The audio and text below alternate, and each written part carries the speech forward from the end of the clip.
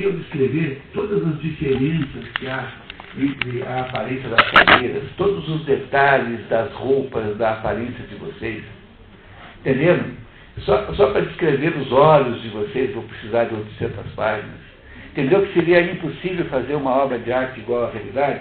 Porque isso não seria prático. Imagine que eu, em vez então de escrever um livro, eu fosse pintar um quadro, né? Fosse pintar um quadro retratando vocês. E para pintar um quadro com a precisão de detalhe que eu sou capaz de ver aqui, os matizes, todas as diferenças de sombra nos planos dos rostos de vocês, eu teria que pintar um quadro que duraria, sei lá, 100 anos tentando fazer isso, não ia conseguir. Aí vocês já espertinhas como são, já pensando assim, tire uma fotografia, que daí dá certo. E aí, então, se eu tirar uma fotografia, eu não terei feito arte nenhuma, a não ser feito um instantâneo desse momento aqui, porque a fotografia, nesse conceito de apenas aprisionamento de um momento, não é arte nenhuma, porque, fosse assim, todo fotógrafo de mambembe de porta de circo ia ser um grande artista, e não é. Portanto, toda a expressão artística, no fundo, tem que ser interpretativa.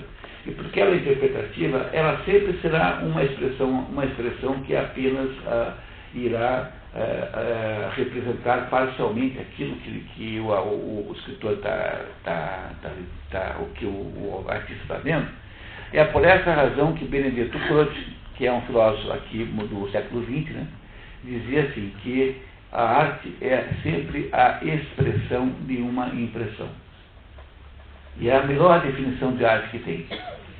É a expressão de uma impressão. Então, se eu fosse pintar vocês aqui, eu iria me deixar impressionar com vocês de alguma maneira, e aquilo que me impressionou eu iria expressar com imagens. E isso é a arte da pintura. Como essa expressão é necessariamente simplificada, o que acontece? Ela permite que a pessoa possa entender alguma coisa, porque ela retirou daquela expressão tudo quanto é detalhe que, na verdade, está só atrapalhando o nosso esforço. Tá vendo? Tá, por exemplo, é assim, quando eu olho para aquela janela e olho para alguma coisa do outro lado da rua, eu não estou vendo o vidro que está no meio entre uns dois, né? Então, se eu for prestar atenção no vidro, eu não estou prestando atenção no que está na bicicleta do outro lado da rua. Tem uma bicicleta azul do outro lado da rua bonita. Então, se eu olhar para ela, eu não vejo o vidro que está no meio. Mas se eu dizer assim, não, eu vou ver o vidro. Se eu olhar para o vidro e tentar ver só o vidro, a minha vista já não vê mais a bicicleta. Então, o problema da vida real é essa, que quando a gente olha para o mundo, nós estamos vendo tudo ao mesmo tempo, e tudo está atrapalhando tudo.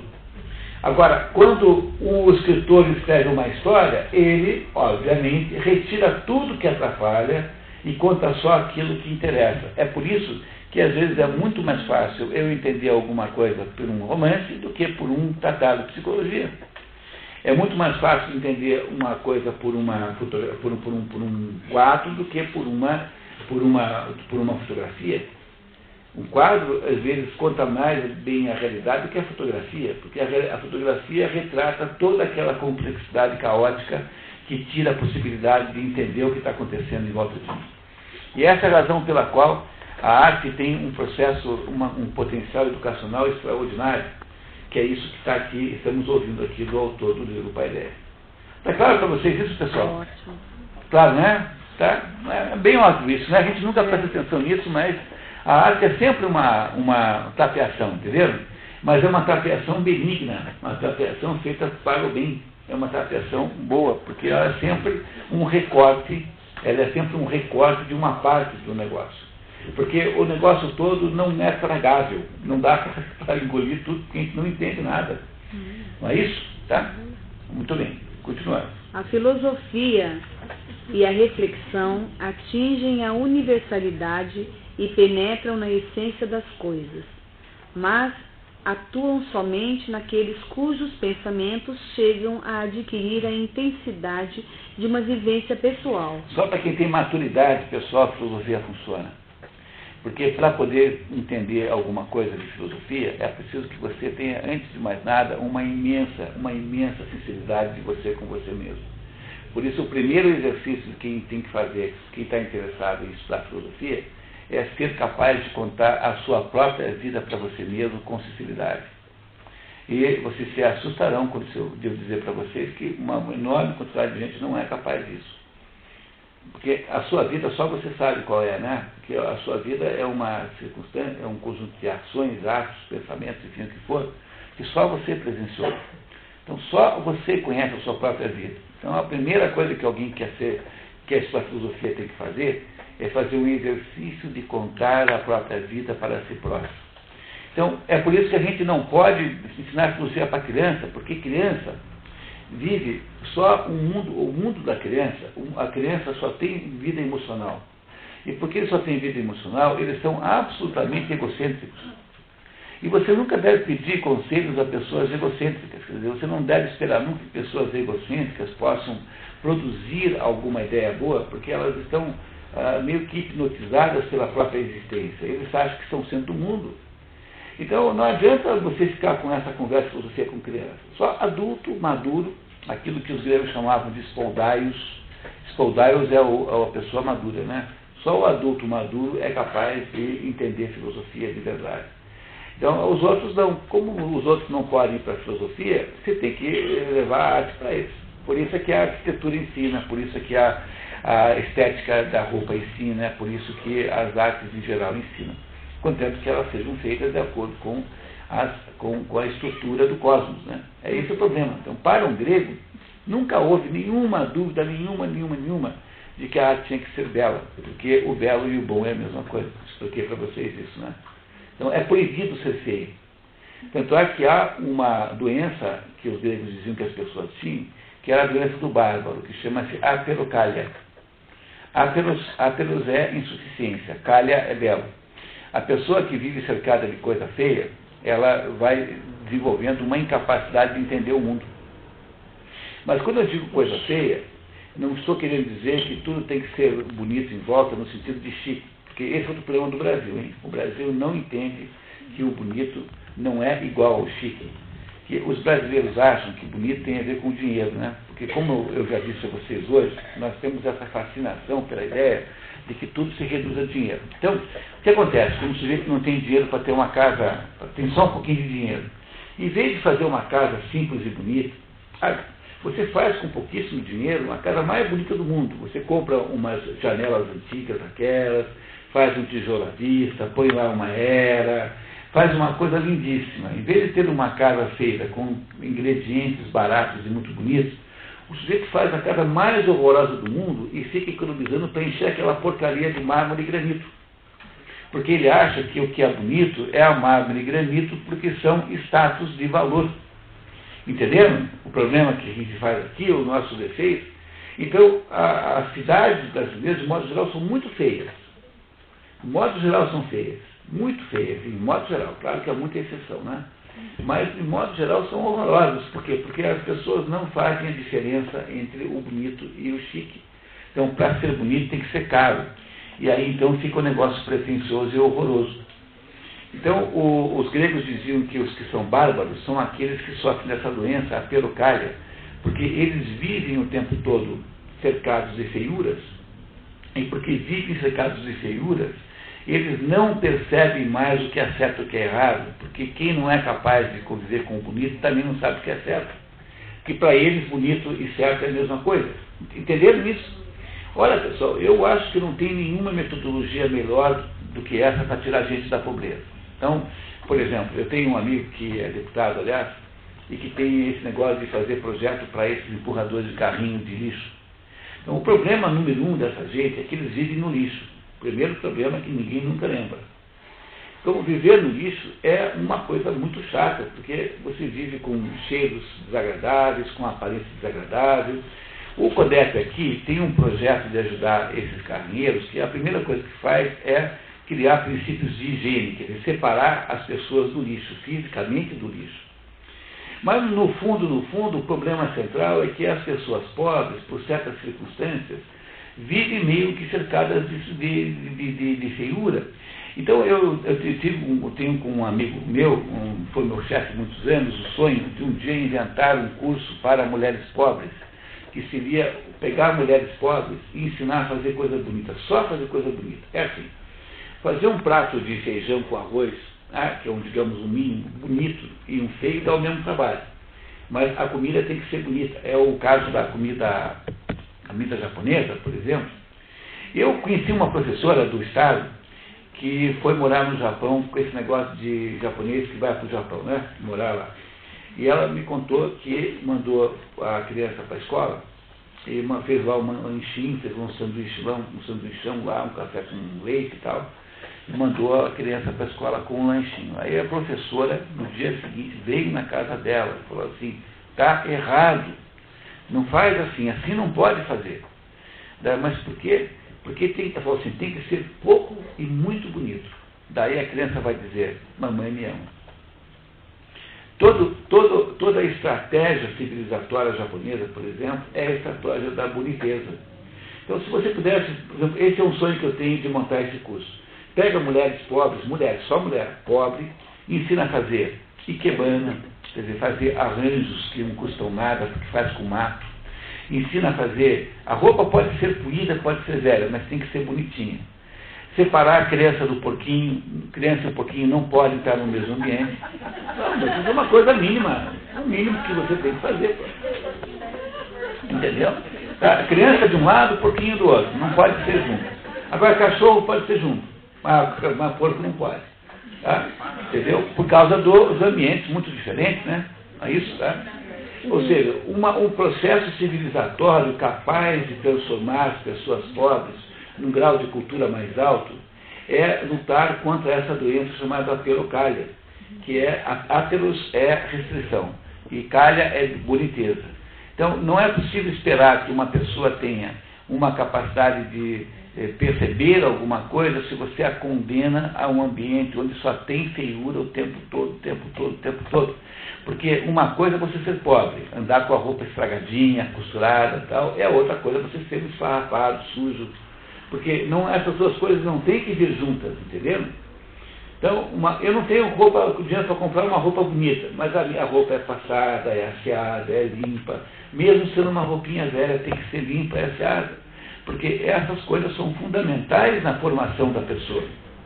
E é isso que está aqui dizendo o Werner Hegel, que, no fundo, o mais importante que filosofia é você ensinar o culto da boniteza. Mas a boniteza, a beleza, não é necessariamente alguma coisa que custe dinheiro, por mais que os brasileiros não consigam entender isso, porque aqui todo mundo acha que é bonito aquilo que foi caro, quando na verdade é possível fazer casas maravilhosas com material de desmanche de casa, material de demolição, você faz as casas mais bonitas. Você pega o arquiteto mais competente, a casa do sujeito nunca é uma casa cara. Ele vai numa demolição, num material de construção que vende tudo barato, compra lá aquelas janelas antigas, maravilhosas, compra uma porta de madeira maciça, que custou barato, compra umas telhas antigas que não tem mais, que estão lá jogadas no canto, e ele vai fazendo uma casa lindíssima, maravilhosa, porque ele se preenche de beleza sem precisar gastar dinheiro para isso. E é isso, esse é o truque fundamental que o Werner Hegel está dizendo que os gregos faziam, criando então um ambiente de boniteza para as pessoas poderem então nunca se distanciarem da verdade, porque o belo e a verdade são parecidos na visão grega desse assunto. Continuamos? Tá? Vamos lá. Daqui resulta que a poesia tem vantagem sobre qualquer ensino intelectual e verdade racional, assim como sobre as meras experiências acidentais da vida do indivíduo. É mais filosófica que a vida real, se nos é lícito ampliar o sentido de uma conhecida frase de Aristóteles. Mas é, ao mesmo tempo, pela concentração de sua realidade espiritual mais vital que o conhecimento filosófico. Essas considerações não são de modo nenhum válidas para a poesia de todas as épocas, nem sequer, sem exceção, para a dos gregos. Tampouco se limitam a esta, mas aplicam-se a ela mais que a nenhuma outra, pois dela derivam quanto ao fundamental. Reproduzimos com elas os pontos de vista a que chegou o sentimento artístico grego, ao ser elaborado filosoficamente nos tempos de Platão e Aristóteles, com base na grande poesia do seu próprio povo. Apesar de algumas variações de detalhe, a concepção grega da arte permaneceu, a esse propósito, idêntica em tempos posteriores. E dado que nasceu numa época em que existia um sentido mais vivo da poesia helênica, é necessário e correto perguntarmos qual a sua validade nos tempos de Homero. Em tempo algum, aqueles ideais alcançaram uma validade tão vasta sob a forma artística e por ela na formação da posteridade, como nos poemas homéricos. Então, pessoal, tá vendo? O que ele está dizendo é que isso não vale para hoje em dia, né? Porque hoje em dia a beleza, a poesia não procura a beleza, necessariamente. Eu posso fazer qualquer poesia, qualquer coisa estranha que vale como poesia. Não é isso? Né? Qualquer esquisitice que eu invente vale. Aliás, a poesia moderna vale muito mais quando é esquisita do que quando é bela. Sim, né? Eles são capazes de ouvir dizer para mim que eu estou sendo antiquado, que não gosta de rimar. Imagine que besteira. Então o negócio é não rimar. Quanto mais caótico, melhor. Não é? Não é isso? Então não vale para o mundo moderno. E isso significa que o mundo moderno, de alguma maneira, está se distanciando das suas origens. E essa é um pouco também um sintoma da confusão em que nós estamos metidos. O fato de que nós nos distanciamos disso deve ser também uma das origens da confusão moderna.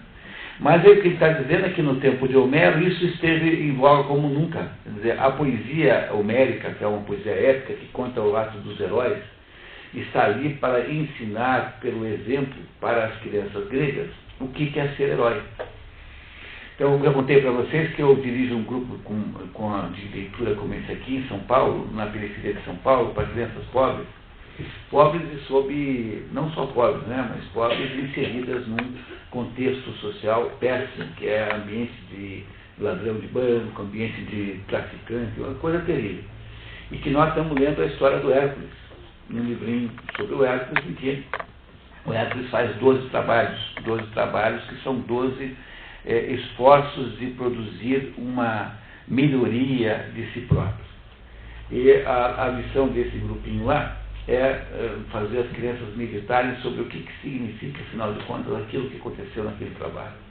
Matar a Hidra de Lerna, por exemplo, um dos 12 trabalhos, o segundo, aliás, do Hércules, né, para dar apenas um exemplo. Então, o que havia nesse momento, na poesia homérica, era a ideia de que os gregos tinham que se pautar pelos atos dos melhores seres humanos. É por isso que quando a Ilíada, por exemplo, trata da vida de dois heróis, do Aquiles do lado dos gregos e do Heitor do lado dos troianos, e conta os feitos desses dois heróis. Essa é a ideia central da Ilíada. Cada criança grega precisaria ser tão heróica quanto esses dois foram.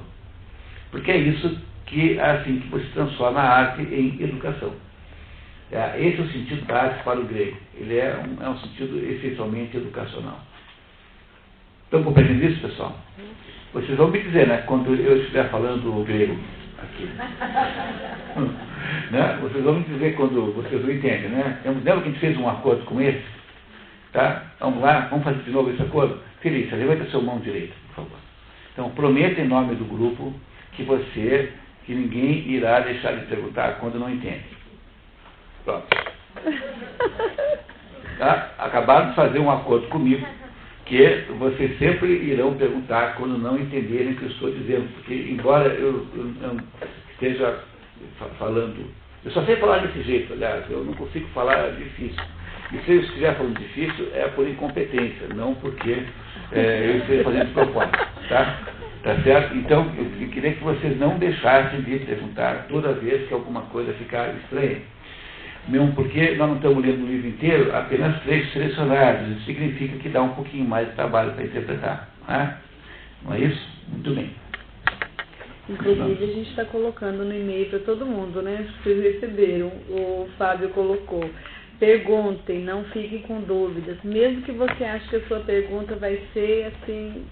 Então, tem razão, pergunte. Tem que botar no final. Sejam homens. Sejam homens. Então, vamos lá. Então, Continua. Na epopeia manifesta-se a peculiaridade da educação helênica como em nenhum outro poema. A epopeia é a Ilíada e a Odisseia. Quer dizer, a epopeia é a narração de um grande ato grandioso heróico. Não há muitas epopeias. Tem a Ilíada, a Odisseia na ordem histórica, né?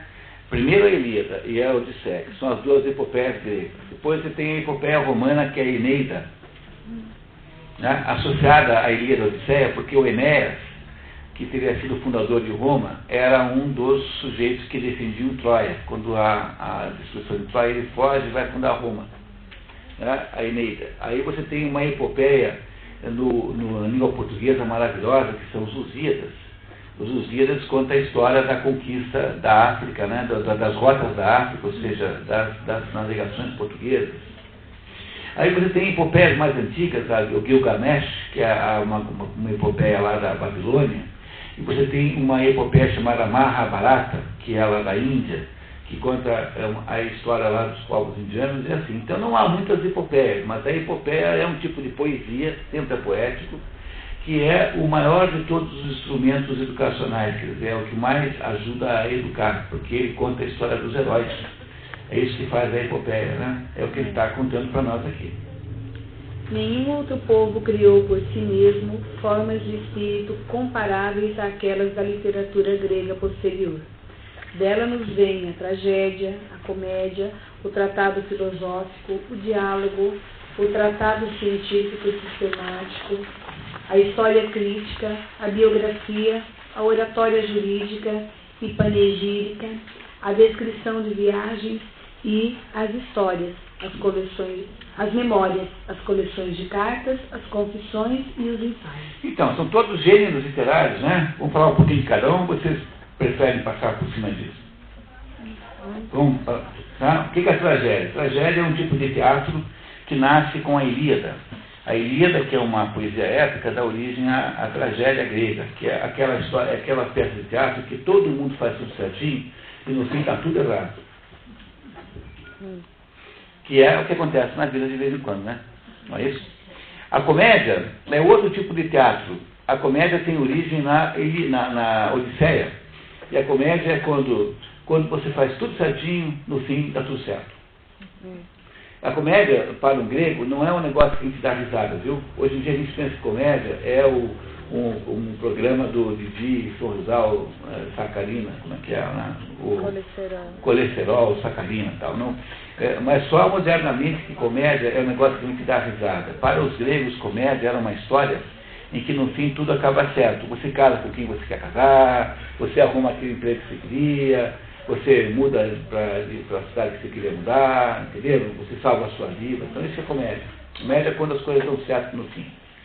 Né? Para um grego, né?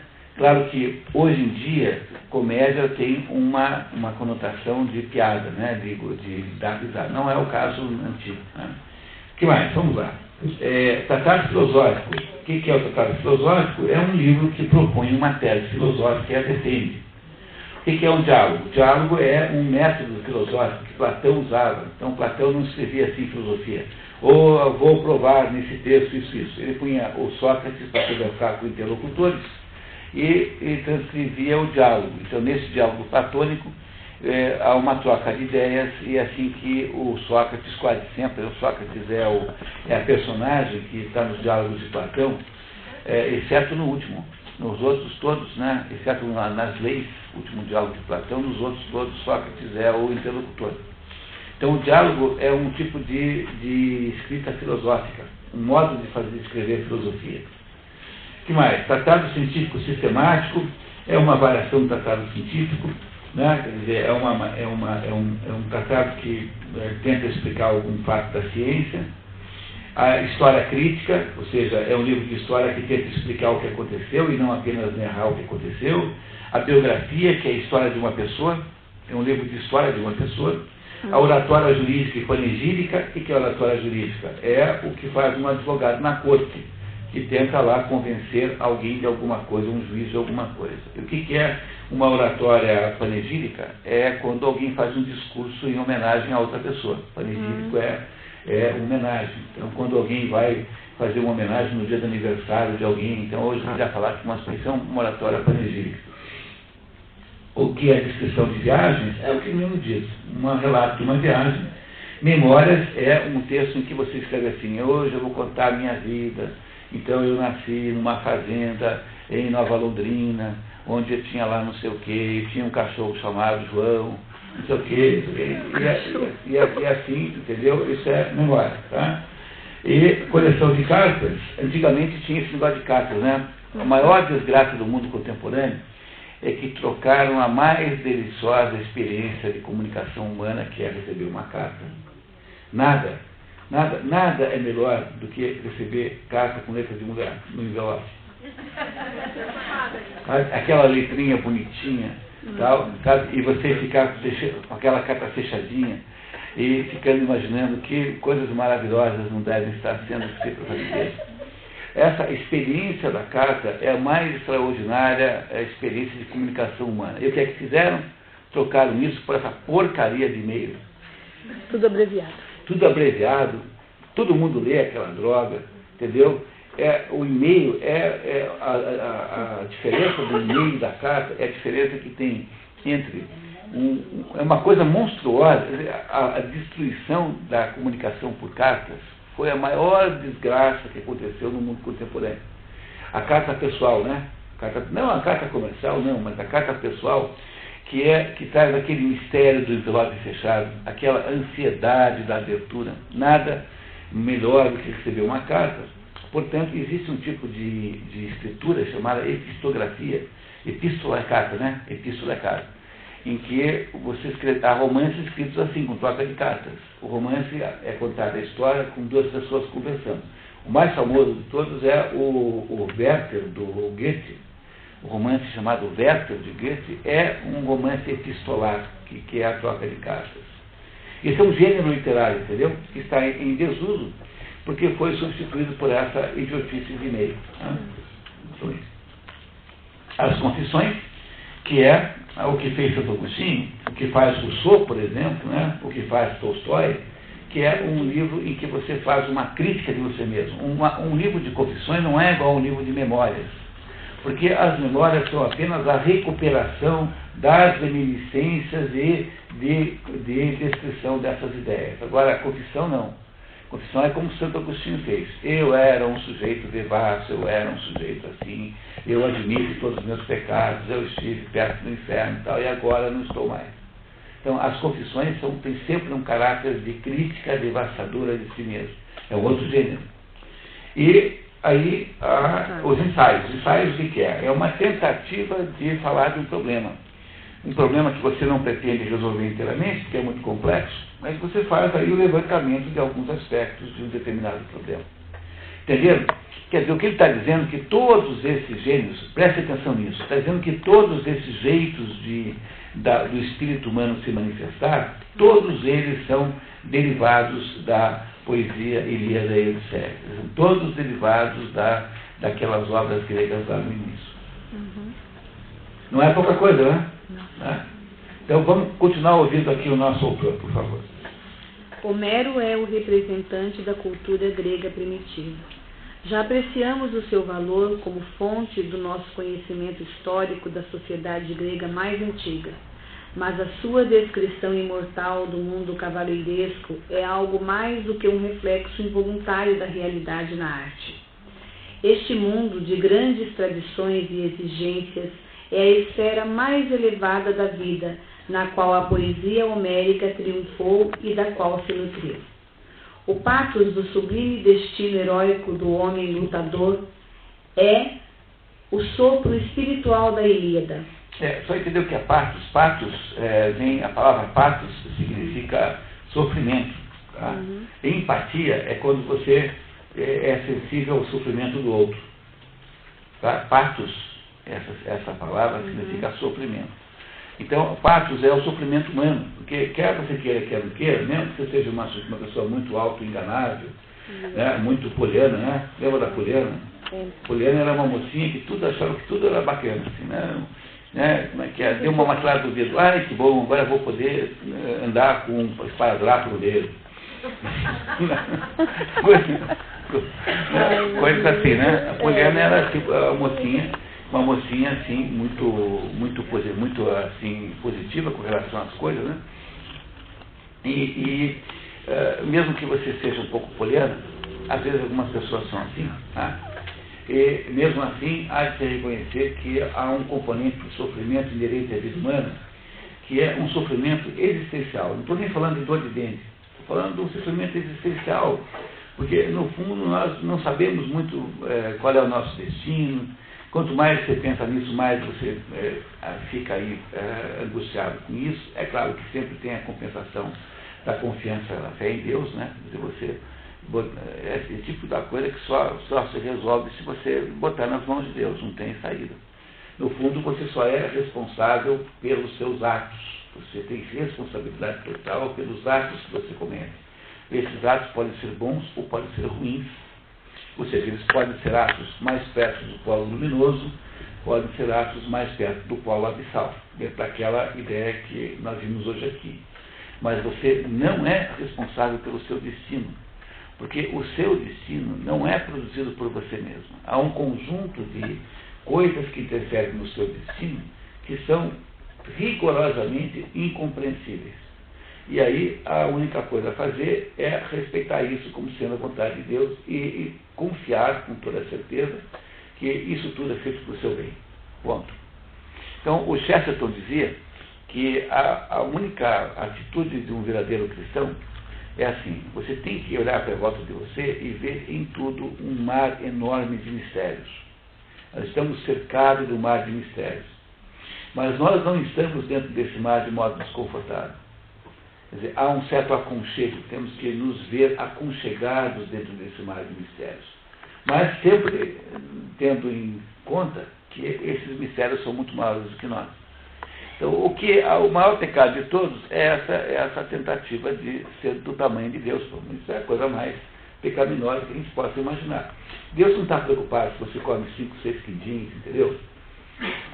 Não tem nenhum problema nisso. Você come quindim demais, você namora demais, não tem a menor importância. Esse Deus ia se preocupar em saber quantos quindins você toma, você come. Imagina. Isso não é problema nenhum. O único defeito, o único grande pecado que se pode cometer é o pecado da soberba. Esse é o pecado de se achar capaz de desvendar todos os mistérios do mundo como se você fosse um Deus. Pois esse é todos os pecados o mais grave, o mais imperdoável, que é chama-se prometanismo. Quer dizer, essa pretensão humana de ser Deus é de todos os pecados maiores. Vocês aqui não sofrem disso porque são mulheres. Esse é um pecado mais masculino do que feminino. Os homens são diferentes das mulheres, e como os homens não são capazes, têm uma outra maneira de ver o mundo, então os homens são bem capazes de estar o tempo todo tendo essa convicção de que serão capazes de descobrir os mistérios do mundo. Nenhuma mulher tem essa ideia, né? Eu vou dedicar a minha vida a descobrir os mistérios do universo. Não é uma ideia feminina. De modo geral, não vem na cabeça da mulher essa ideia espontaneamente. Agora, os homens são capazes sempre desse mistério, sim, desse pecado. E é por isso que, em última análise, apenas a face humilde da mulher que é capaz de enxergar Deus. E é por isso que, entre outras coisas, a função ontológica da mulher é ensinar para os homens o caminho de Deus. Quer dizer, os homens só conseguem entender Deus pelo exemplo da humildade contemplativa da mulher. E é por essa razão que Nossa Senhora é o modelo da mais importante estágio da vida humana. Quer dizer, a Nossa Senhora é o modelo humano por excelência. E é esse o pecado que nós temos que combater o resto da vida. Não é? Então, se não é para se pecar desse jeito, então vamos imaginar que esse mundo é cheio de mistérios em torno de nós, e porque é cheio de mistérios, não significa que nós devemos morrer de medo deles. Nós devemos respeitá-los como sendo inacessíveis e impenetráveis, na maior parte, embora eu consiga descobrir alguma coisa sobre a vida sexual dos tatus, tá bom, algumas coisas eu descubro, mas bem poucas, né? Não é isso? Tá? E, no entanto, não se deve sentir-se mal por isso. É preciso sentir-se confortavelmente dentro desse conjunto de mistérios. Esse é uma espécie de modelo de vida que funciona. De acordo com esse escritor inglês Chesterton, essa é a essência da vida cristã. A vida cristã é isso. Tá? Se você quer ter uma vida cristã, é essencialmente essa forma. Sob o ponto de vista filosófico, né? É isso? Tá? O ethos da cultura e da moral aristocrática encontra na Odisseia o poema da sua vida. Ethos, né? Então vamos lá, né? Então, eu vou retomar esses dois para não ficar confuso. Olha só, o pathos do sublime, destino heróico do homem lutador, é o sopro espiritual da Ilíada. Então a Ilíada fala do quê? Fala do sofrimento humano, que é inevitável, porque, embora na Ilíada quem está mandando na guerra são os deuses. Então, no fundo, a sua única possibilidade de ação é ser heróico, mesmo que você não esteja sendo responsável pelo destino. Então, é isso que a Ilíada é. Mas, quando você vai para a Odisseia já não conta mais essa história, porque a Odisseia é a história de um espertalhão chamado Odisseu, ou Ulisses, a mesma coisa, que é um sujeito pilantra, 171, safado, é o sujeito que inventa sempre os truques. O truque do cavalo de Troia é da autoria do Odisseu, do Ulisses. E ele sai de Troia para voltar para Ítaca, e ele faz lá uma malandragem contra o rei Netuno, contra o deus Netuno, que é o deus dos mares, né, que é Poseidon, Poseidon, Netuno é a mesma coisa. E ele, então, é perseguido durante 10 anos. Então, ele demora 10 anos para chegar em casa. E durante esses 10 anos que ele demora para chegar em casa, o Odisseu, que é um dos vencedores da Guerra de Troia, ele mais uns 30, mais ou menos, vão passando por tudo quanto é aventura, e todos os seus companheiros vão morrendo. E ele vai sobrevivendo, porque ele vai deixando de ser esperto e vai ficando cada vez mais sábio. Então, se a Ilíada serve para contar para as crianças e para quem a lê, que a vida humana tem um aspecto incompreensível, que por mais que você se esforce, existem razões misteriosas para que às vezes a nossa vida não dê certo. Você não é responsável pelo seu destino. Porque o nosso problema é que nós achamos que a nossa vida é esses 70 anos que nós vivemos aqui. Então, a gente, quando analisa a nossa vida a partir da perspectiva de 70 anos, podemos chegar à conclusão de que, apesar de termos feito tudo certinho, as coisas não ocorreram como a gente queria. Mas o problema é que a vida pode não ser só esses 70 anos. Então, muda a perspectiva do que aconteceu com você. Então, a Ilíada foi escrita por Homero para contar para as crianças, para os gregos em geral e para as crianças também, que a missão do ser humano é, de certa maneira, incompreensível, porque existem decisões que os deuses tomam, que são decisões cujo sentido nós não entendemos. A guerra de Troia foi, de acordo com a Ilíada, né, foi decidida porque os deuses resolveram apoiar os gregos, a um certo momento, embora houvesse deuses contra os gregos. Portanto, o que vai acontecer no fim, você não consegue controlar, mas você continua sendo responsável pelas suas ações morais. Então, as suas ações têm que ser certas. E você tem a obrigação de continuar sendo bom, mesmo quando todo mundo em volta de você é mau. Continua tendo essa obrigação, mas você não sabe o que vai ser. É esse o sentido da Ilíada. A Ilíada foi escrita para ensinar para as pessoas isso. Entenderam? Que os cristãos depois vão contar a mesma história de outro jeito, né? Os cristãos vão dizer assim, olha, Deus tem... Depois você lê o livro de Jó, e o livro de Jó conta essa mesma história, em última análise. Jó não fez nada de mal, no entanto está lá totalmente acabado.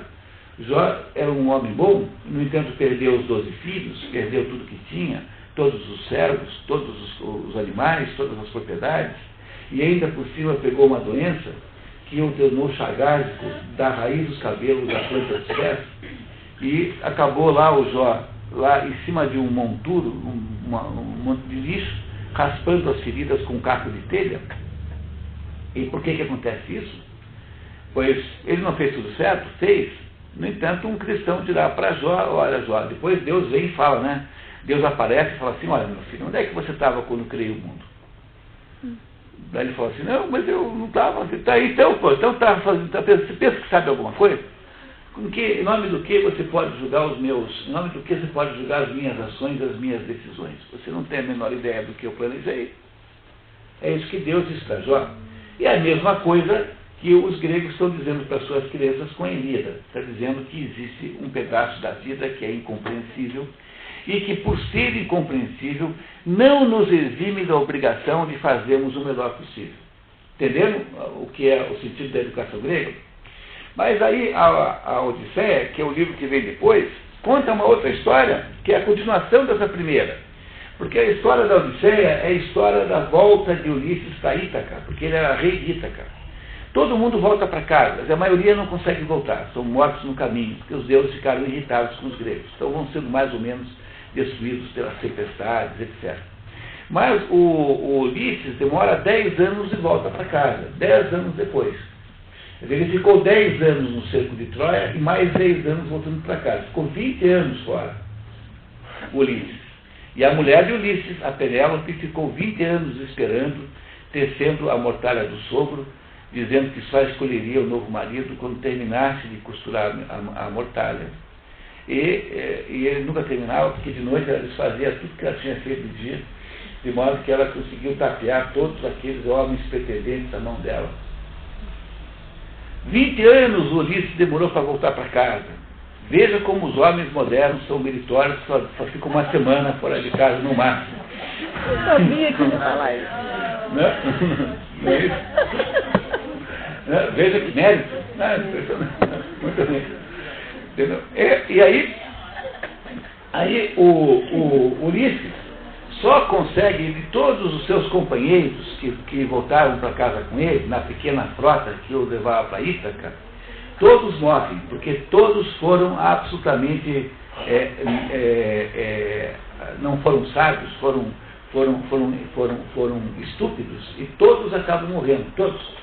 O que tinha sobrado ali morre tudo no finalzinho, porque havia ali uma ilha onde havia os tais dos bois de Híperon. Híperon era um deus, muito obrigado, né? E esse deus chamado Híperon tinha vacas sagradas. E aí, a hora que o pessoal chegou lá, viu aqueles boizinhos todos lá e resolveu fazer um churrasco com as vacas do Híperon. E o Odisseu falou: pessoal, não vamos fazer isso, não é para fazer, são vacas sagradas. Aí eles disseram assim: não, é fácil, a gente come as vacas agora, daí a gente, quando chegar em Ítaca, a gente monta um santuário para Híperon para compensar o churrasco das vacas deles.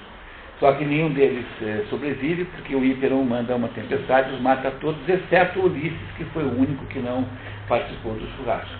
Quer dizer, se a Ilíada fala da miséria humana, de não saber o que fazer com a sua vida, e que está prisioneira, né? A natureza humana, prisioneira, a vida humana, prisioneira, de forças que ele não compreende e não controla, na Odisseia, Homero nos ensina, e as crianças, que é possível aumentar o nosso grau de sabedoria e é possível, portanto, conduzir uma vida melhor possível.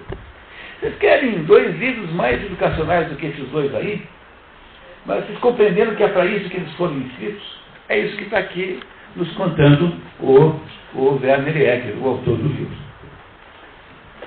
A sociedade que produziu aquela forma de vida desapareceu sem deixar qualquer testemunho para o conhecimento histórico, mas a sua representação ideal, incorporada na poesia homérica, converteu-se no fundamento vivo de toda a cultura helênica. Porque quando a sociedade que produziu esses poemas no ano 700, 800, não tem mais memória, só sobraram os poemas.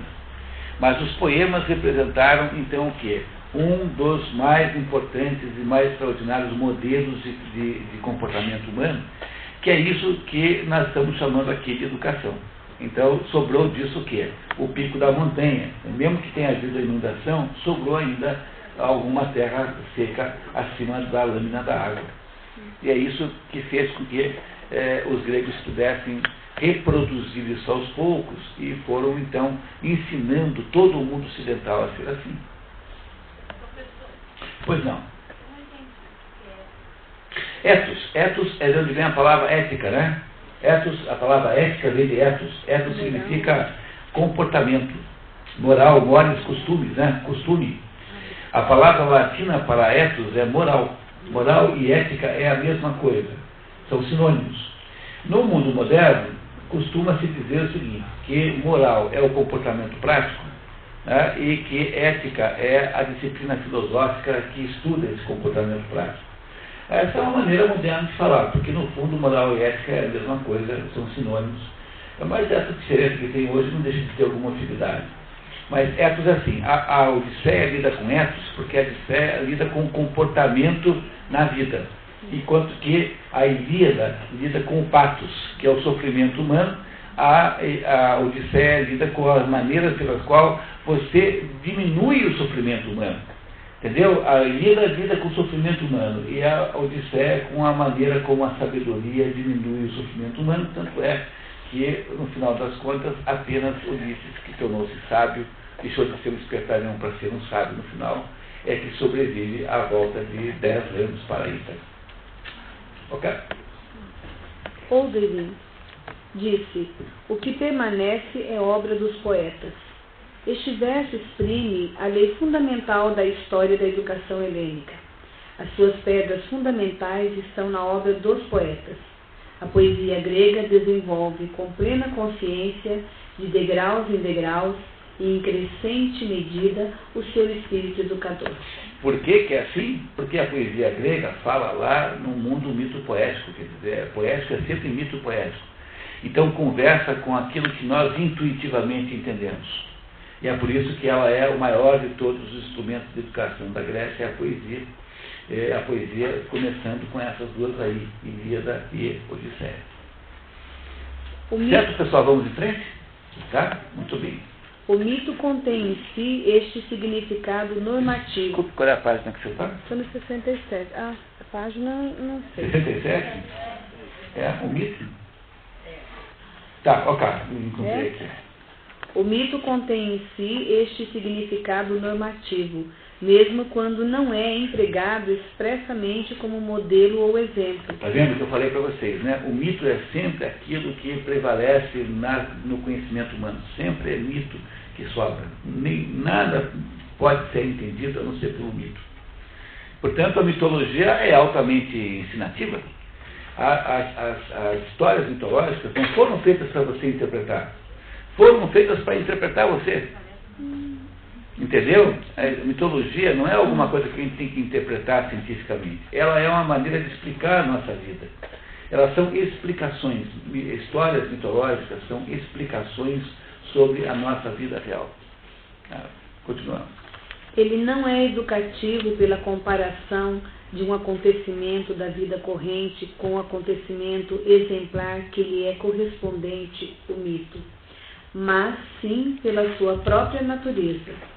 A tradição do passado celebra a glória, o conhecimento do que é magnífico e nobre, e não um acontecimento qualquer. O extraordinário, até pelo simples reconhecimento do fato, obriga. Mas o cantor não se limita a referir os fatos. O cantor é o poeta, né? Porque não havia diferença nessa época entre poesia e canto, porque as poesias eram cantadas. Tá? Louva e exalta o que no mundo é digno de elogio e de louvor, assim como os heróis de Homero reclamam, já em vida, a devida honra e estão dispostos a conceder a cada um a estima a que tem direito. Assim, todo o autêntico feito heróico está sedento de honra. Os mitos e as lendas heróicas constituem um tesouro inesgotável de exemplos e modelos da nação, que neles bebe seu pensamento, ideais e normas para a vida. Voltamos aqui novamente ao assunto dos melhores modelos. Entenderam? Tá? Então, para que serve a poesia épica grega? Para dizer para as crianças assim, olha, os melhores modelos de ser humano são esses daqui. Então, se vocês querem ser grandes seres humanos, façam desse jeito. Então, os melhores modelos é que estão ali representados, exemplificados no mito. E é isso que nós temos que, de alguma maneira ou de outra, entender que é essa a estratégia que pode viabilizar, né? Que pode viabilizar a redescoberta da educação. Continuando. Uma prova da íntima conexão entre a epopeia e o mito é o fato de Homero usar exemplos míticos, mas para todas as situações imagináveis da vida em que um homem pode estar na presença de outro para o aconselhar, advertir, admoestar, exortar e lhe proibir ou ordenar qualquer coisa. Tais exemplos geralmente não se encontram na narração, mas sim nos discursos das personagens épicas. O exemplo não é o belo que fala, agora vocês vão ver como o fulano é grande. Não, o Melo fala assim, agora vai falar de Diomedes. E Diomedes fala assim, olha, nós temos que ser heróis. Então, os melhores exemplos estão nas personagens, porque os educandos, né, se identificam com as personagens. Eu quero ser tão heróico quanto fulano, Beltrano e Cicrano. Então é assim que funciona o modo pelo qual você transmite os melhores exemplos, colocando na boca de personagens que podem servir de protótipos e modelos de vida. O mito serve sempre de instância normativa para a qual apela o orador.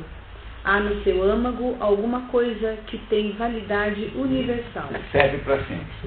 Entre esses educadores modernos, naquele livro que eu te mostrei, tem um lá que diz assim, não, a escola tem por objetivo, na verdade, ajudar a criança a criar uma identidade. Bom, tá certo, não discordo não. Mas o problema é o seguinte, né? Identidade com o quê? Porque identidade veio da palavra idêntico. Idêntico significa que ela vai ser igual a uma outra coisa, não é? Então, como é que você cria uma identidade? Por exemplo, você é um jovem pintor. Quando você começa a sua carreira de pintor, você vai pintar igual uma outra pessoa que já existe. Porque você não tem ainda maturidade para inventar um estilo para você. Então, alguns pintores fazem isso com tanto entusiasmo que você depois acaba, nunca perde aquela quase imitação que ele faz do grande pintor. Como é que um escritor jovem começa a escrever? Ele pega o seu herói maior, Carlos Drummond de Andrade, e começa a fazer poesia como Carlos Drummond de Andrade. Não é assim? E como é que as crianças começam a viver? Elas fazem aquilo que você faz, os pais deles fazem. Criança nunca faz o que você manda, ela só faz aquilo que você faz. Quer dizer, a criança não acredita em ordem abstrata. As crianças seguem os exemplos do pai e da mãe. Então elas fazem o que você faz, mas não fazem o que você manda eles fazerem. Entenderam isso? Então, se esse professor está certo de que a escola tem por objetivo permitir que a criança tenha uma identidade, a pergunta que nasce daí é a seguinte, pois é, mas qual é o modelo que nós vamos permitir que a criança procure? Porque se você deixa sem modelo nenhum, o sujeito vai pegar o modelo da televisão, vai pegar o modelo do malandro, o modelo do picareta na esquina, o modelo daquele que sempre se dá bem, né? Não é isso? Então, se a escola propõe uma coisa dessa, e quem está falando isso não sou eu, é um desses educadores modernos aí. Se ela propõe que a educação seja auxiliar o sujeito a pegar o modelo, ela tem obrigatoriamente de indicar os melhores modelos. Mas aí o que acontece? Ninguém tem coragem de dizer assim, o melhor modelo é Jesus Cristo, porque o sujeito que tem uma vida intelectual jamais tem coragem de dizer que é cristão. Porque parece que é um negócio de mau gosto ser cristão e ser intelectual. O sujeito é incapaz de dizer assim, este modelo de vida é melhor do que o outro, porque ele não quer parecer autoritário, não quer parecer... Mas que diabo? Então, crianças que não têm capacidade de autoinvenção de si próprias, porque elas têm 14, 12, 8, 7, 9 anos. Então nós queremos que elas procurem uma identidade para si próprias. E não oferecemos os modelos melhores para elas refletirem neles. Vamos fazer o quê? Vamos criar uma escola de formação de gente imitando os piores modelos, provavelmente, porque afinal de contas são esses que estão na mídia.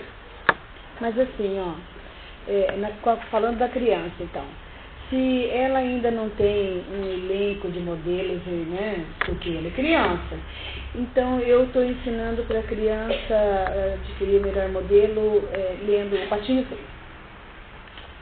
Nesse caso, eu não sei bem, porque eu nunca imaginei isso, mas é assim, pensa um pouco mais assim... O Dom Casmurro, quando eu leio com as crianças. É que aí já aí precisa ter uma ideia do que é a infidelidade conjugal, né? Então é pra gente mais velha, né? Dom Casmurro não é pra criança. Eu tô falando da adolescente. Agora, por exemplo, né? É assim, mais ou menos assim. Vou fazer aqui um exemplo, vejam que é um exemplo apenas didático, né? Então, antigamente você tinha aquelas no tempo da Poliana, né? Então tinha aqueles livros, Poliana Moça, Poliana não sei o quê, Poliana isso, Poliana aquilo. Havia uma coleção chamada Coleção das Moças, que era um conjunto de histórias que as meninas todas liam, que eram modelos, assim, digamos, femininos. Só as meninas liam aquilo, que não era para homem mesmo, era só para menina mesmo. Então, quando você entra numa livraria, tem assim, Bruna Surfistinha no motel, Bruna Surfistinha no clube de swing, Bruna Surfistinha não sei aonde. Você entendeu que o modelo acessível de comportamento feminino é o da Bruna Surfistinha? Não tem nada contra a moça, não, tá? Veja, eu estou apenas querendo dizer que provavelmente... Entre os mais vendidos, tá? Entre os mais vendidos é o modelo da Bruna Surfistinha. Quer dizer, não é possível que a gente se negue completamente a mostrar algum contraste com esse modelo da Bruna Surfistinha com algum outro comportamento, digamos assim, que seja pelo menos mais valorizador do mérito feminino.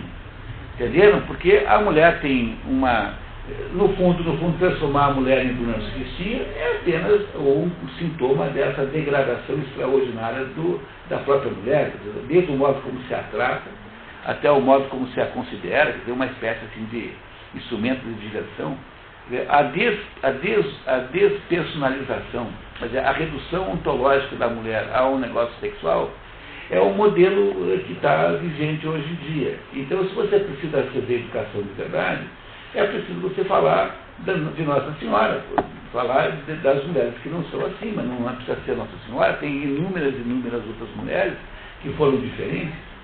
Então, esse é o problema central. Não adianta eu propor uma teoria educacional, como propõe essa pessoa, dizendo que a educação é para a criança criar uma identidade, se eu não tenho a coragem de, ao mesmo tempo, apresentar os melhores modelos. Mas como a gente ou não sabe quais são eles, ou fica com vergonha de dizer, então o que nós fazemos? Acabamos entregando o melhor modelo para o modelo da Bruna Surfistinha. Não é assim que está fazendo? Isso não vai dar certo. Porque isso não é educação, justamente ao contrário, isso é o processo de deseducação, e não é educação. Entenderam isso, né? Quer dizer, eu nunca consigo me desvincular dos melhores modelos. E toda a pretensão democratizante, eu nunca vou fazer isso não, porque as crianças que têm que saber qual é o melhor modelo. Pô, mas que porcaria de ensino é esse, em que eu não me nego a contar o melhor modelo, esperando que as crianças descubram sozinhas, mas elas não podem fazer isso sozinhas, elas são crianças. Então, em nome de que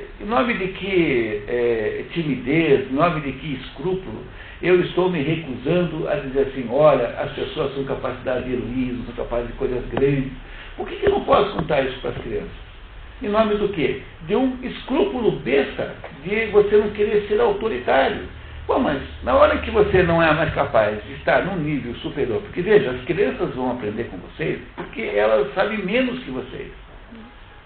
Então, não dá para você se negar a você tem a obrigação de apresentar os melhores modelos.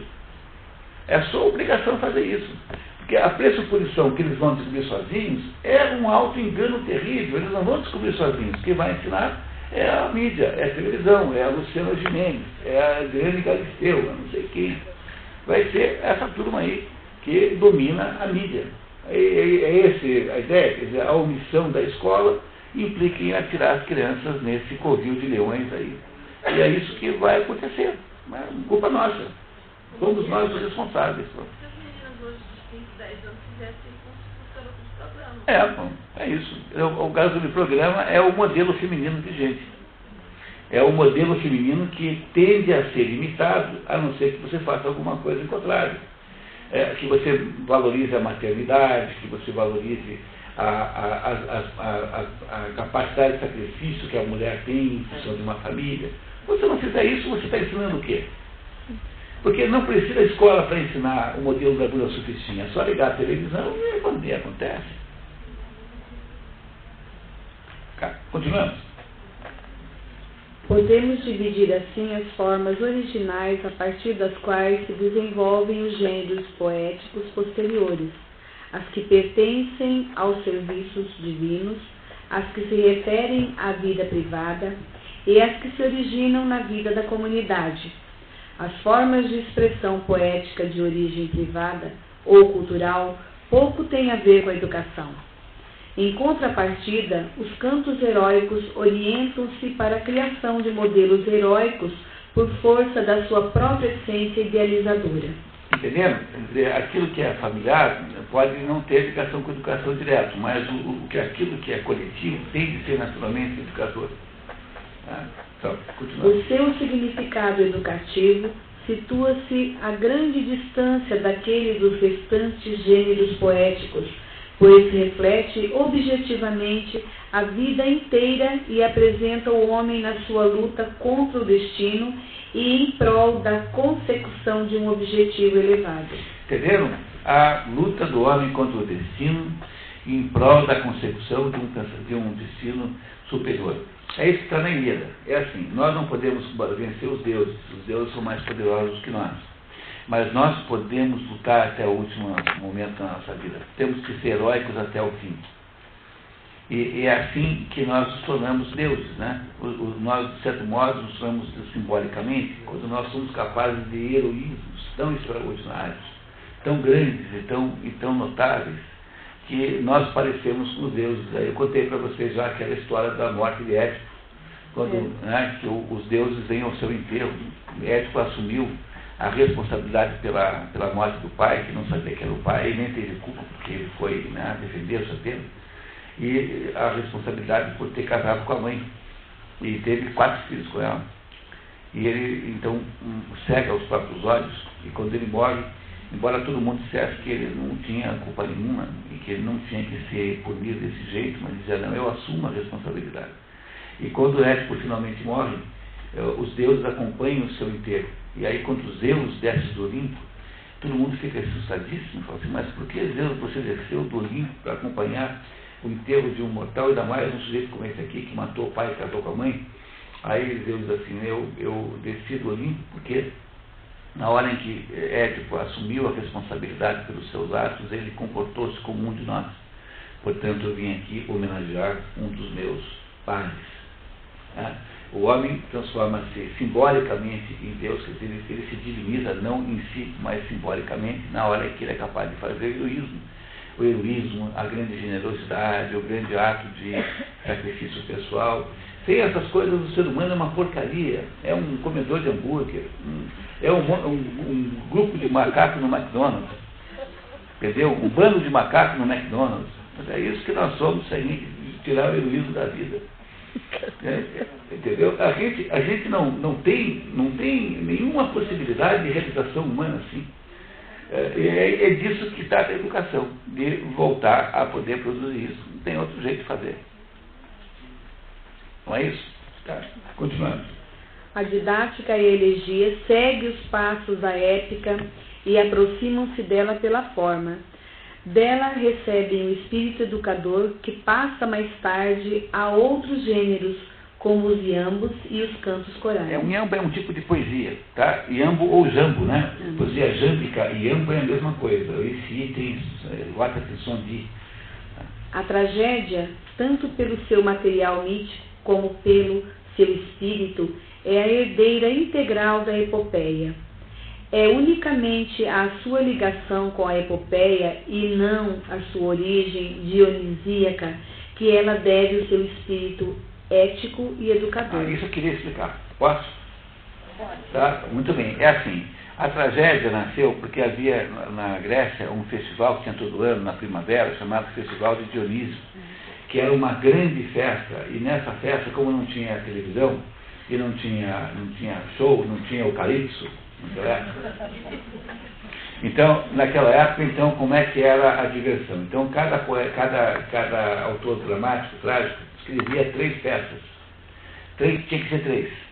Tá? E aí, então, cada um fazia 3 peças, durava assim uns 15 dias, e tinha 3 peças, e cada um, depois os juízes votavam e alguém ganhava, uma espécie de concurso. Então, a tragédia, de modo geral, é tida como tendo sido inventada no festival de Dionísio. Dionísio é o deus do prazer, é o Baco, né? Dionísio é o Baco dos gregos, né? Dionísio Baco, que é o sujeito voltado para os prazeres sexuais. Então, pode-se ter a impressão que a tragédia tem uma vinculação com o prazer. Mas o Verdier acabou de dizer que a tragédia veio da Ilíada e não veio do Ciciló de Dionísio. Embora fosse encenada no Ciciló de Dionísio, a tragédia é fundamentada na Ilíada, porque a Ilíada é que lida com o pathos. O pathos é o sofrimento humano, né? Pathos é o sofrimento humano. Então a tragédia lida com a Ilíada e com o sofrimento humano, com a Ilíada. Por isso, a origem genética da tragédia é a Ilíada. Foi a Ilíada quem produz depois esse gênero teatral da tragédia, em que todas elas são como a Ilíada. Quer dizer, todo mundo se esforça, no final tudo dá errado. Isso é tragédia. Não há tragédia com final feliz. No final sempre morre todo mundo, morre esse, morre aquele. Essa é a ideia da tragédia. A tragédia, portanto, no seu significado poético e educativo, ela é filha da Ilíada e não é uma festa, uma farra, só porque aparecia nos festivais de Dionísio. Entenderam isso? Então, a tragédia serve para mostrar os limites das possibilidades humanas.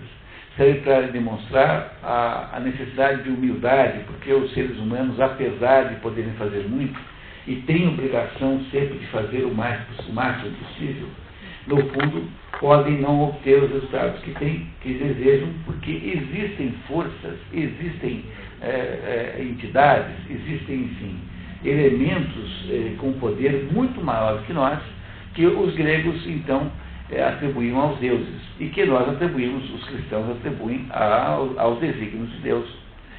Para entender essa história do ponto de vista cristão, basta ler o livro maravilhoso chamado A Consolação da Filosofia, que já foi, então, aqui apresentado aqui nesse nosso programa, na sexta-feira à noite, né? Mas A Consolação da Filosofia é o livro que conta isso para você. Que, apesar de nós estarmos obrigados a sermos sempre bons e termos responsabilidade sobre as nossas ações, mesmo assim, nós não temos capacidade de determinar o nosso destino. O nosso destino não está ao nosso alcance. Então, pode ter uma pessoa muito boa que se dá bem na vida, pode ter uma pessoa muito boa que se dá muito mal, pode ter uma pessoa muito má que se dá muito mal, e pode ter uma pessoa muito má que se dá muito bem. Todas essas situações são possíveis na prática. E isso implica que não há justiça? Bom, se você acha que não há justiça, você virou o Jó. Né? Porque você acha que pelo critério humano não havendo justiça, você não, portanto, se não há justiça, a conclusão natural é que não há Deus, né? Porque Deus não poderia ter inventado um mundo tão mal. Mas se você julga humildemente que talvez haja uma justiça que você não entende, porque ela está escondida nos membros da vida, então a gente começa a deixar de ser Jó e começa a entender um pouquinho melhor isso que a Ilíada quer ensinar. Entende? Os sujeitos fizeram uma história para ensinar isso para as pessoas, e que às vezes, apesar do heroísmo de Aquiles e de Heitor, mesmo assim, tudo dá errado no final das contas. Os dois morrem, né? Apenas para dar esse exemplo. E se repararmos que as formas da prosa literária que desempenhavam uma ação educadora mais eficaz, a história e a filosofia, nasceram e se desenvolveram diretamente da discussão das ideias relativas à concepção do mundo contidas na epopeia, poderemos afirmar, sem mais, que a epopeia é a raiz de toda a formação superior na Grécia. A Ilíada e a Odisseia são a raiz de todo o projeto civilizatório grego. E é a partir disso que foi feito todo o resto. Com maior ou menor ligação direta, né? Quer dizer, mais ou menos diretamente, mas a partir dessas duas obras. Isso é a paideia. 16? Aí o número, página 72, né? Tá. Do fundo sangrento da peleja heróica destaca-se, na Ilíada, um destino individual de pura tragédia humana, a vida heróica de Aquiles. A ação é que, para o poeta, o laço íntimo pelo qual ele junta uma unidade poética às cenas sucessivas da guerra. O Aquiles é o mais importante dos guerreiros gregos. Ele é semideus, ele é filho de Tétis, que é uma ninfa, com Zeus, mas ele tem um pai humano, que é o Peleu, que é um pai humano, né, que sempre acaba tendo que assumir a paternidade humana. E esse Peleu, chegando o deputado Peru, tá? Bem-vindo, tá?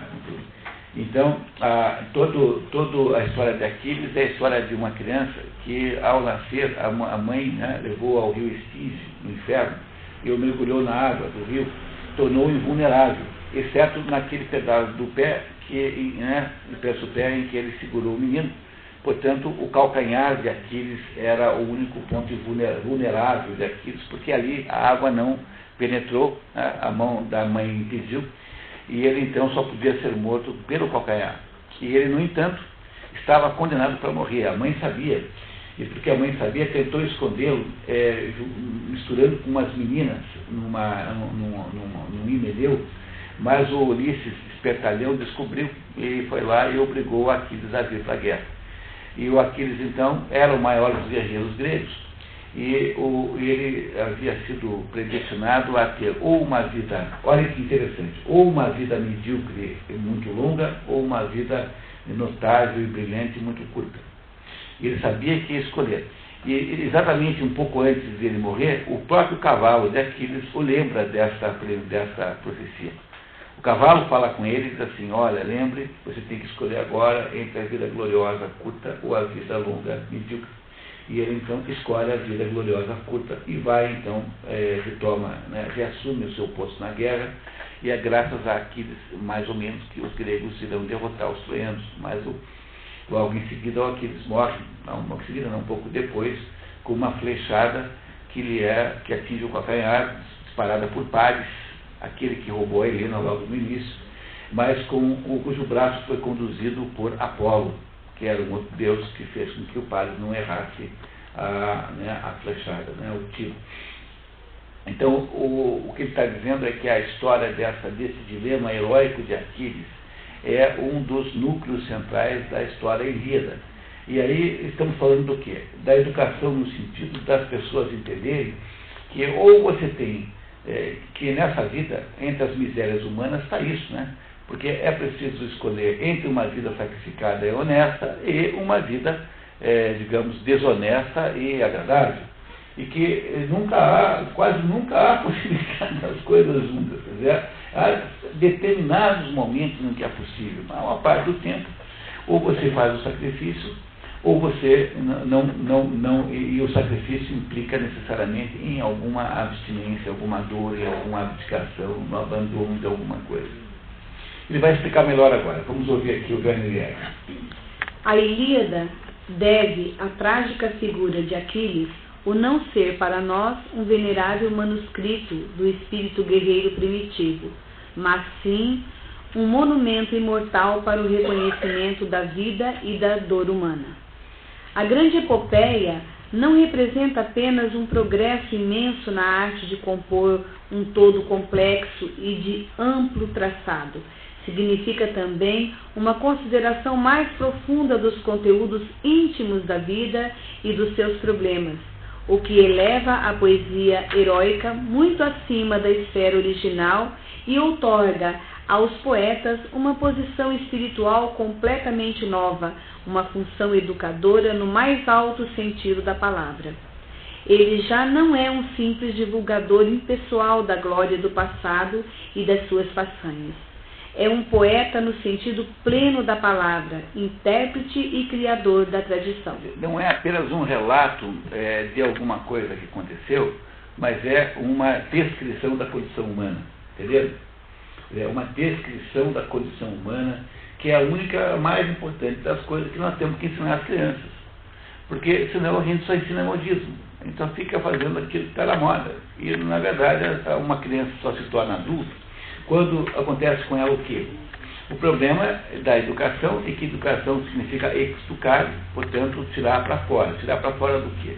Do mundinho minúsculo, pequeno, pobrinho que as pessoas vivem. As crianças vivem lá amedrontadas dentro de uma jaulinha, e você tem que tirar para fora, pegá-las pela mão e levar até o alto dos mais altos cumes, levar até o topo dos mais altos cumes para que elas possam olhar para o conjunto das possibilidades humanas. Pois é, isso que é educação. E a coisa mais incrível é que nós temos abdicado completamente disso e não achamos que isso é mais possível, achamos que as pessoas vão descobrir tudo sozinho. Mas, meu Deus, as crianças só descobrem o controle remoto sozinho. Né? O potinho de iogurte na geladeira, isso eles sobem sozinhos. Agora não vão descobrir nada disso sozinhos, não. Tá? Não tem a menor chance. Né? Continuamos, Pedro. A Ilíada celebra a glória da maior Alisteia da guerra de Troia, o triunfo de Aquiles sobre o poderoso Heitor, em que a tragédia da grandeza heróica votada à morte se mistura com a submissão do homem ao destino e às necessidades de sua própria ação. Pois a vitória de Aquiles sobre Heitor iria em seguida produzir a morte de Aquiles, sabia disso, que até o cavalo dele sabia disso. Então não havia jeito nenhum dele estar supondo. Né? É isso? A Alisteia, o que é a Alisteia? A Alisteia é o feito notável. A Alisteia significa feito notável. Aristos, né? Aristos, de onde vem a palavra aristocracia, Aristos é notável, né? Dos notáveis, dos melhores. Então a Alisteia é o feito notável. Então a maior batalha, a maior luta que há individual é essa, em que Aquiles mata Heitor. E essa morte implica para Aquiles a aceitação da inevitabilidade da sua própria morte. Ou seja, a submissão ao destino, porém de modo heróico. É isso que os gregos queriam que as crianças fossem. Né? Que nós fôssemos assim, que nós não fôssemos deuses, mas que nós pudéssemos de alguma maneira emular, como alguém que imita, né? Um cantor que não é, emular os deuses e sermos um pouquinho deuses, né? Nessa perspectiva. Ele vai explicar um pouco melhor agora. É o triunfo do herói, não a sua ruína, que pertence à autêntica Alisteia. A tragédia contida na resolução de Aquiles de vingar em Heitor a morte de Pátroclo, apesar de saber que após a queda de Heitor o espera a ele, por sua vez, uma morte certa, não encontrará a sua plenitude até a consumação da catástrofe. Serve apenas para exaltar e dar maior profundidade humana à vitória de Aquiles. O seu heroísmo não pertence ao tipo ingênuo e elementar daquele dos antigos heróis. Eleva-se até a escolha deliberada de uma grande façanha ao preço antecipadamente conhecido, da própria vida. Todos os gregos posteriores concordam com essa interpretação e veem nisto a grandeza moral e eficácia educadora do poema.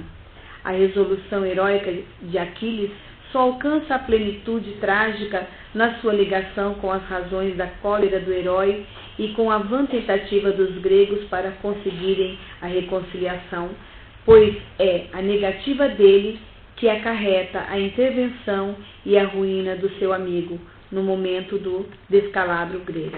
Quando os gregos estão perdendo a luta, perdendo a guerra de Troia, o Pátroclo, que era amante do Aquiles, e essas coisas lá na Grécia não eram assim muito estranhas, não estranho muito, porque não parecia estranho naquela época, né? E hoje também não parece muito. Só que, né, não havia um movimento gay como tem hoje. A diferença é que aquilo era feito assim, o assunto sexual não dominava as vidas, né? O problema do movimento gay é que aí a sexualidade passa a ser o coração da vida da pessoa, e isso que é o engano desse pessoal. Porque toda vez que uma pessoa normal, uma pessoa heterossexual, quando vai pela vida fora, vai sofrendo de sabores, né? Você às vezes não consegue o cargo que você queria, às vezes você... a vida não faz tudo o que você quer. Uma pessoa heterossexual normal, quando é recusada pela vida de alguma maneira, acha que por alguma razão foi recusado. O problema do pessoal militante gay é que toda vez que acontecer alguma coisa com ele, ele vai achar que é porque ele é gay. E aí fica uma vida infernal, porque o sujeito passa a vida toda ressentido com o mundo. Porque ele perdeu o emprego, não porque ele era gay, entendeu? Mas ele só consegue interpretar que é por causa disso. Então ele vai ficar furioso com o mundo, e o modo de fazer o contra-ataque ao mundo é fazer esses escândalos todos, é comparar a gay, etc, etc. Entenderam onde é que está o problema da abordagem gay moderna, aqui não havia o movimento gay, havia hábitos sexuais, digamos assim, menos ortodoxos, mas não havia aqui uma identidade homossexual, entendeu? Nesse negócio da Grécia. E o Aquiles, então, na hora que os gregos estão perdendo, ele vai lá e assume, então, finalmente o seu destino, que era o destino de interferir na guerra, vencer a guerra eventualmente para os gregos. De fato, ele é um dos principais contribuidores disso, e em seguida morrer, como de fato aconteceu. Estão entendendo esse negócio, pessoal? Tá? Então a gente está mergulhando aqui em coisas extraordinárias, sabe? Coisas assim, que são ideias fundamentais, né, ideias fundamentais do mundo chamado antigo, que são a única maneira de nós recuperarmos esse conceito perdido na poeira da história chamada educação. Não temos menor ideia do que é isso mais. Nós só conseguimos entender de ensino. Educação, perdemos aqui. Eu queria explicar aqui para o deputado Peru que esse é um trabalho de arqueologia que nós estamos falando aqui, aos sábados de manhã, que é a recuperação na sua fonte do verdadeiro conceito de educação. Eu garanto que aquelas pessoas que forem capazes de mergulhar com o coração nesse nosso esforço aqui, irão, ao longo do nosso tempo aqui, perceber uma enorme mudança e uma enorme modificação no seu modo de ver o mundo, que é, no fundo, a primeira condição para que a gente tenha alguma recuperação verdadeira da educação.